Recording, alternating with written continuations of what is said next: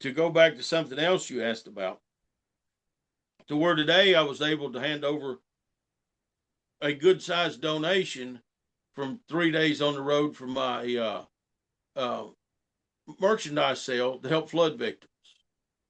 I can do podcasts like this and people will listen because they know who I am from other podcasts. Hmm. And I can say, hey, East Tennessee's in trouble. Western North Carolina's in trouble.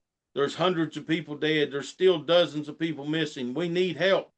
And people listen. Many people, because of my social media, have donated to the right place, not the Red Cross, not to FEMA, but to the right people to get the job done. Every year, we do a fundraiser for Hunger First, and it's in my mother's name because my mother was very involved with Hunger First in Kingsport. It's a group to feed and clothe the homeless and needy of our community, our home community. And there is a major homeless problem in this market because it is boomed, just like Nashville, where you're at. People Hmm. can't afford to live. No. And, last year we had the most donated for the children in need than we'd had in 20 years.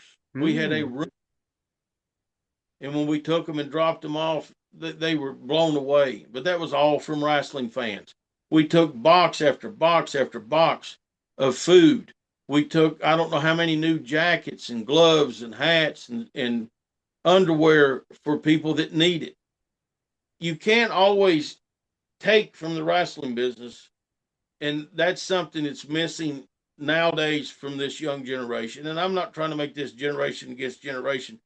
It's something that was lost along the way. It's not their fault. That's why I always pitch to them, you've got to be involved in the community, because you can't just take money from people. You can't just take everything. You have to give back. That's why we do all through the years, through my promotions. We've did fundraisers for fire departments, children's hospital, uh, Northeast Tennessee food banks, drives, toy drives, school teams, Cub Scouts. We any nonprofit. If you're an East Tennessee nonprofit listening and you need a fundraiser, I'm the person to talk to because I will help you make money for your civic organization. And I love doing it. And I love doing the fairs and the festivals all over Tennessee that we do in Virginia and Kentucky. And you know, I love these mountains. A few years ago, myself and Daniel Richards went viral, and we ended up on CNN and Fox News and BBC and CBS Evening News. We ended up on all this major international coverage. And Jim Axelrod came and spent a couple of and he said, "Hey, you're a part of these mountains. The mountains are a part of you." And I had never really thought about it, but I do, and I am, and I love it, and it's why I'm hurting knowing right now, buddy, 15 miles from here, they're digging bottom of the ground that were covered in mud. The people that just went to work that day and got washed away. Yeah, I mean, seeing the stuff that's going on with the hurricanes and floods, especially every year when you hear about that stuff, hearing that people are losing their houses and homes and food, and it makes you go, man, I feel for these people. They're going Yeah. through a rough time in their life. What can I do to help them when they're going through so much pain in their life? Until you stand there and see it with your own eyes, you can see it on TV, you can see pictures of it, you can see it on social media. But until you stand there and see the devastation and where it really hits home to me, this one is home. The other two were towns that I have wrestled in for 35 years, and I knew the mayors and the sheriffs and the school teachers because we've been over there raising money for these groups all these years. And it's awful. On my social media, I've got a couple of links, and I'll tell everybody how to get to that. If you want to help, and it will stay right here in the mountains. I know the two people that you need to send the donations to, and we gladly appreciate every bit of it. And I started this week because this is the first week of recovery.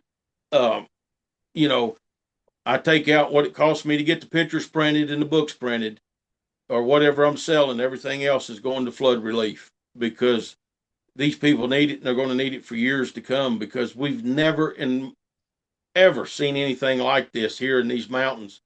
And it's a 200 square mile of devastation. Business is gone, churches are gone. We don't know when the kids can go back to school. My niece and nephew are out of school because there's families living in their schools right now, and we don't have anywhere to put them. We don't have anywhere to relocate them. So it's going to be a long process.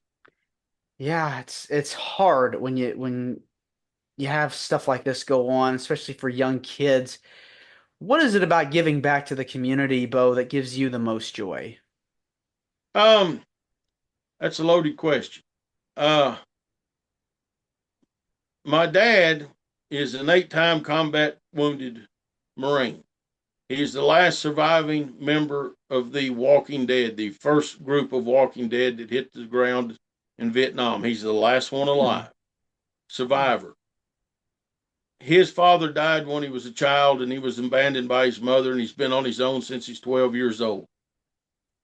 And my dad's a rough guy, and he's a tough guy, and if you just know him now, he's a little old man, but if you knew what he was. And I remember being like kindergarten, first grade, somewhere in there, and my dad had started helping the Marine Corps with the Toys for Tots. And I went with him a couple of times when they took the kids their toys. And I didn't fully understand it at that age, but I knew it was something. And I knew it was something of great importance. My granny that I talked about grew up in a sharecropper shack until she moved to Tennessee when she was 12 years old. She grew up with nothing. She didn't know of anything until she made it on her own.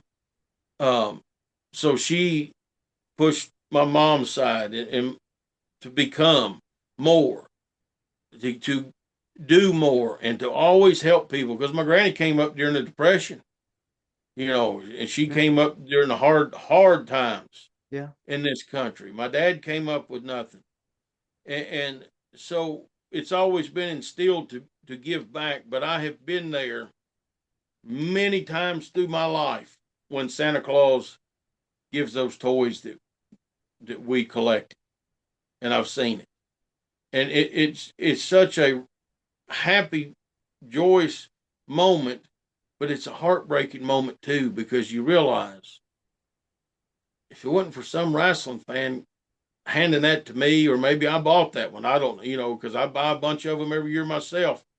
But if it wasn't for what we did, and I'm not saying this to get any kind of credit, because it goes to the people that help us do these events every year, but you realize no one else stood up, no one else stepped in, no one else gave, no one else is standing here now.